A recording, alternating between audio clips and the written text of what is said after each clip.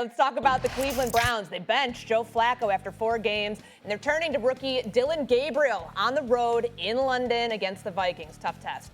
Flacco now QB2. Shedeur Sanders will remain QB3 on the depth chart. And when asked about the changes, Shedeur had an interesting way of answering the questions. Open your ears on this one.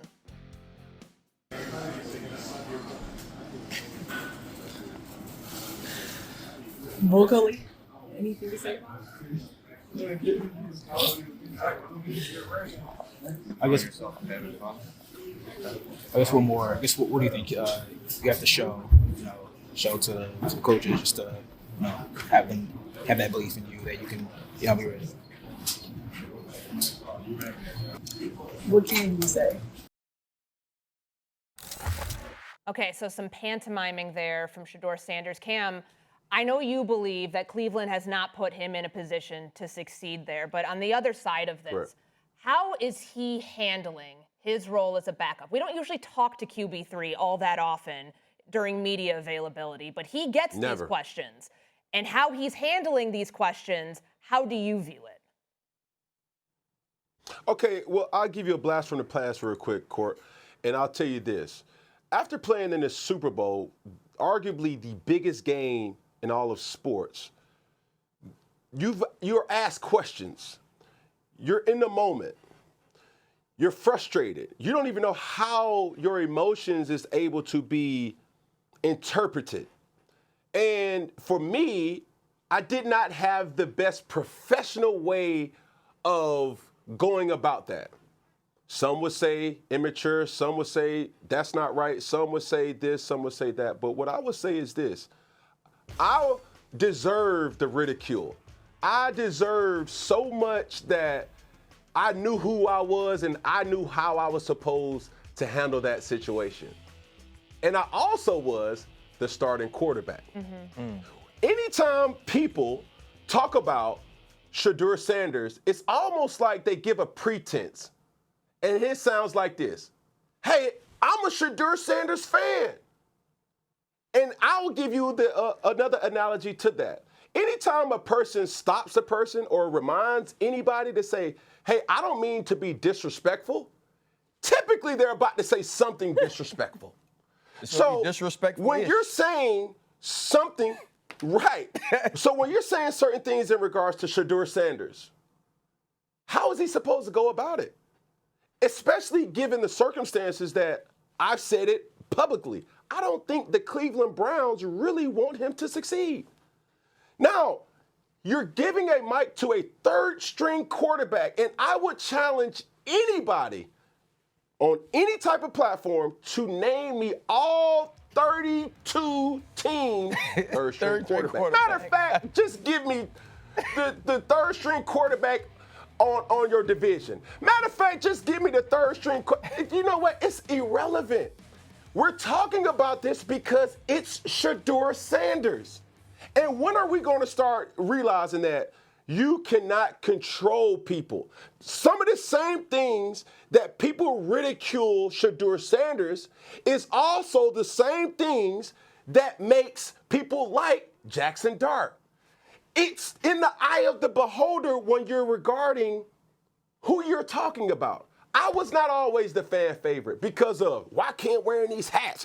Why can't look dressing like that? Why he's soaking over a towel? Why he walked off and did certain things? So when I'm seeing this reality TV series play out in Cleveland, it's one of the things that's like, okay, if Shedeur Sanders was a starting quarterback and he was making these antics, yes, I will feel a certain type of way. But he's a third-string quarterback. Still a third-string quarterback with the addition of the movement with Dylan Gabriel. So, damned if you do, damned if you don't. And what he's been able to do is say, hey, I only can do what I can do or what I'm allowed to do, and that's what we're seeing play out. But I get that. I believe the way that Shedeur Sanders has been covered is unfair. Right? And there are going to be some people on the other side that says some of the things that he's acquired, some of the partnerships, some of the money, some of the attention are things that aren't warranted for a third-string quarterback. Like, that's his lot in life. His lot in life is that he is Deion Sanders' son. His lot in life is that he did go to Colorado and change them and made them a freaking superstars and made people and celebs want to go to Colorado. He did that. He was a part of that. Now this comes with it. When you hear anonymous sources coming out before the draft and saying things about you in meetings that can't be proven, that's because of who you are. There are a lot of people who love Shedeur Sanders and who support him and want to see him do well. And as many of those as it is, it's the people on the other side that don't. And what Shedeur Sanders has to understand, whether it's fair or not, I don't care if he pantomimes. I don't care if he's funny. I don't care if he's charismatic. I don't care if he shows his personality. I want him to be him. I want him to be authentic. But he got to understand he's going to be criticized. And when he steps up to the mic and he does something like that, you got to know what it is. Like, was Rex harsh? Yes. Did Rex maybe go too hard? Maybe. But that's his opinion. He's entitled to that. So if you got a problem with people doing that, don't give them nothing. And if you give them something, then just accept it. Stand up, be accountable, and say, that's on me. I let him talk about me. But my thing is this. He's going to be interviewed. He's going to be talked to as long as he gives them something. If I know I'm in the media in Cleveland with a sorry team, it don't matter who I interview, but if I get him to say something, they're going to have to put my name on the bottom of the screen because I'm the one that asked him. He just got to understand that.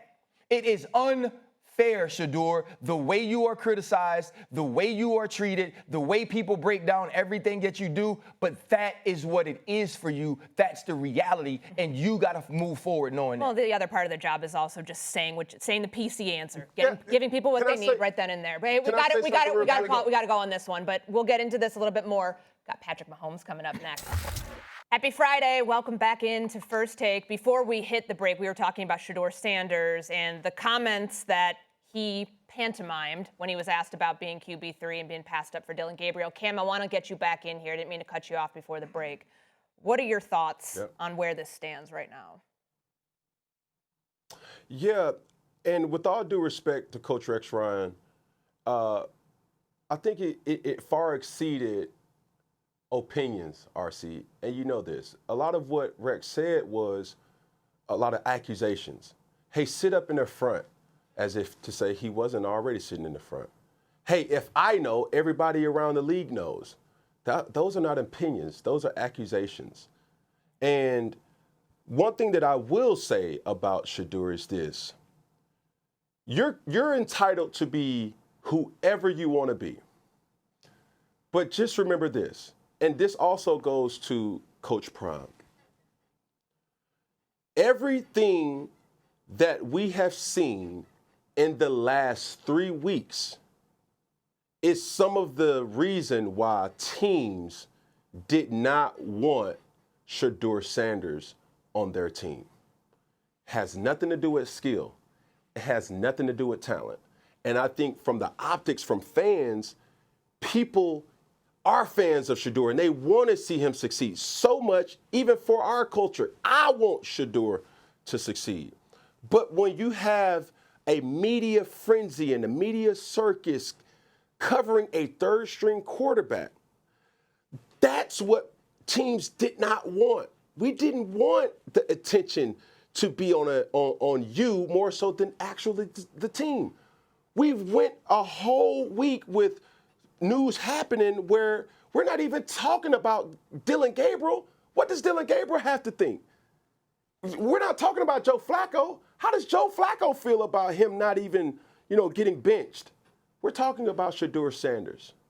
And like I will say it again, Shedeur, you could do whatever you want to do, bro. But what I'm telling you is what you have fueled is not necessarily playing it by the book. And if you understand that, then I'm good with it. And that's all I had to say. I appreciate that. Thank you for adding that context there, Kim. I think that's important for our audience. All right, let's get into the Chiefs in last week's matchup between two Super Bowl hopefuls. Kansas City took care of business against the Ravens. Patrick Mahomes was in vintage form, throwing for 270 yards, 4 touchdowns, 4 different players catching those touchdown passes, and Xavier Worthy returning from injury to notch 5 catches for 83 yards. The result was an impressive 30-20 win for the Chiefs, a much-needed win for Kansas City to get to 500. Look who's here. It's a Friday. It's Joe Fortenbaugh. Joe. It's nice to see you. Everybody's got great clean suit game today. Nice to see everyone. Yeah. This is a very well-dressed, well-put-together group. I'm just trying to do the best I can to keep up. Nah, you look amazing, Best I man. can. You look amazing. Okay. Don't butter me up. I know where this is going. You worry about your lane, I'll worry about my lane. Okay, wow, we've got some hostility here. Cam, that's why I'm going to you, away from the studio and all the hostility. Do you have the road to the AFC Championship still running through Kansas City? With all due respect to the AFC defending champs, respectfully, no. And the reason why is because they've shown their weaknesses. They've shown that they can bleed. Hey, they've shown that they aren't who we thought they were. And barring injury, they're beatable. And I mean really bad. So when I'm thinking about the AFC, it has to go through Buffalo. It has to go through, even with the performance last week, it has to go through the Chargers. So even though, we know what Patrick Mahomes is capable of, but Patrick Mahomes doesn't really look like Patrick Mahomes if he doesn't have Xavier Worthy. If now you have the onus on Travis Kelce. So we've seen their weaknesses and we've seen their flaws, not like we've ever seen before. And that's why I'm giving the take to Buffalo and the Chargers opposite of the Kansas City Chiefs. No. They not going to get me to do it. You ain't going to get me to sit up here and be like, Patrick Mahomes is dead. You're not going to get me to sit up here and say, Kansas City can't win.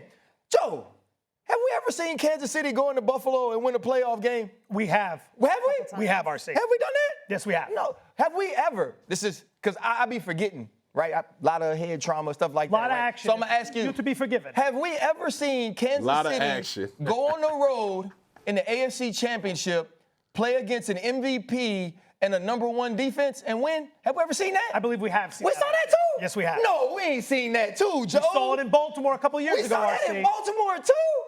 That Kansas City team, if they wasn't hosting the playoffs, they probably had bled and stuff that year, huh? It was we probably thought to ourselves, this team is beatable. We did. Didn't we think that? Stephen A. Smith was all over that. All Since over he's that, not here, right? he can't defend himself. Right, and then was it people saying, wait, Patrick Mahomes? Remember, because when Patrick Mahomes first started, right? Remember when he first started and he threw for 50 touchdowns? And we was like, he's the greatest player we've ever seen, right? But that year, Patrick Mahomes didn't look like Patrick Mahomes, right? So what we was like, oh, wait, Patrick Mahomes needs other things because, Patrick Mahomes ain't Patrick Mahomes. And did they win the Super Bowl? Oh, I lost my mic. And here we got go with so this again. heated. I think he's got the Lost his mic mic. right I over need there. the mic. It's on the ground. Little battery white That right one. here. Cut this on. This is on. And so when gotta all bring that, it down. And so when all that stuff happened, Joe, weren't we kind of feeling like this? We were. And then you remember going into this week against Baltimore because they didn't have Xavier Worthy and they had lost some games. We thought that maybe they was in trouble, but then Xavier Worthy came back and they looked really good and Patrick Mahomes looked like Patrick Mahomes and they blew the Ravens out. And now they're 2-2 and the Chargers are only 3-1 because they lost. So now it's close and now it's scary all over again. It is. And so what I'm saying is, yes, it still go through Kansas City. And it don't have to actually go to the city of Kansas City to have to go through Kansas City because Kansas City is Andy Reid and Patrick Mahomes and Steve Spagnuolo and Travis Kelce and what's about to be Rashee Rice and Xavier Worthy and Brashard Smith, the rookie from SMU, who is now making a lot of plays. So what I'm saying is they ain't dead till you kill them. And like my dog Ric Flair said, who I know is watching right now, to be the best, you gotta beat the best. Woo! Woo! Woo! Okay. I was waiting for you two to fight. I think you guys seemed like you guys were on the exact same point there. Very well said. Very smart. There's a lot to love about that. Unfortunately, it is incorrect. Cam Newton is right. It does not go through Kansas City. Now, these are all very articulate points, and you're right. What are we going to do? We're going to sit here, and we're going to step all over Kansas City 4 games into the season. A fool's errand, as RC pointed out. But we don't want to put too much weight on what we've seen in the past because that can distort us. Put some weight on it, not too much. Look to the future here because that's going to tell us how this is going to play out. Football, as Cameron Newton knows and as Ryan Clark knows, a war of attrition. And the war that Kansas City is going to face from now until the end of the season is a very different war than the war Buffalo will face between now and the end of the season. Buffalo has to go through the Jets, the Dolphins, and the Patriots. Kansas City's got to deal with the Chargers, the Broncos, and the Raiders. All right, a little bit of an edge. But throughout the rest of the season, what do we got here? I don't have my glasses on me. We got the Jacksonville game on Monday night. Say what you want about the Jags, number 2 in defensive EPA. We got the Lions. We got the Commanders. We got a road game with the Bills. We got the Colts. We got the Chargers. We got 2 with the Broncos. Point is, how much is left in that tank by the end of the season when you go face a rested Bills team in Orchard Park? I would say it goes through Buffalo. Respectfully, of course. Respectfully. I was thinking. Didn't Cam just tell us when people say respectfully what they mean? That's what I was going to say. Cam started by saying respectfully, too. Yeah, Cam so said like, that respectfully. was being Cam just told us. He also said respectfully. I just took notes that if you say respectfully, it means disrespectfully. So you're saying that it goes through Buffalo. Disrespectfully. I meant disrespect towards RC, not towards Buffalo.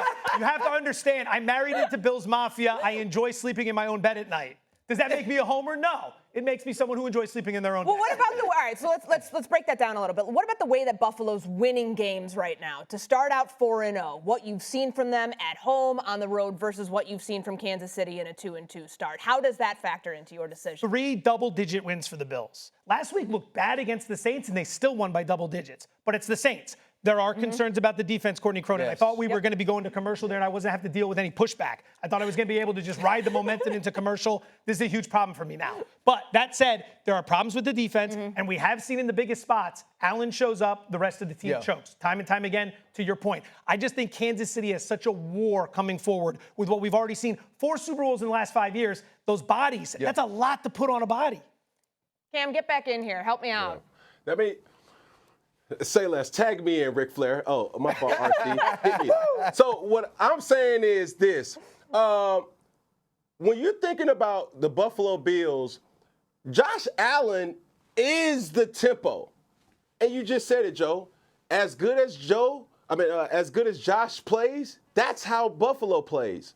Well, you can't say that about this Kansas City Chiefs team because it's so reliant on the skill set around them. Travis, or should I say El Travador, is not what El Travador used to be. He needs help. He needs Rashee Rice. He needs Xavier Worthy. We've seen this. So if these guys are not healthy, the Kansas City Chiefs are in trouble. If the defense does not show up, we've seen Patrick Mahomes carry a whole team, but times have changed. With Josh Allen and the Buffalo Bills, our biggest question is they don't have no superstars. How they gonna win? They traded off their best 2 receivers a year ago, and they've still been able to manage success, sustain success for head coach Sean McDermott. And with that, I'm giving the edge to Buffalo. Well, you know what, Joe and Cam? It's a good thing we've never seen Patrick Mahomes and the Chiefs beat the Buffalo Bills in the playoffs when Josh Allen plays extremely well. Dang it, we saw that too. Respectfully, that's well said. All right, respectfully, we are going to break.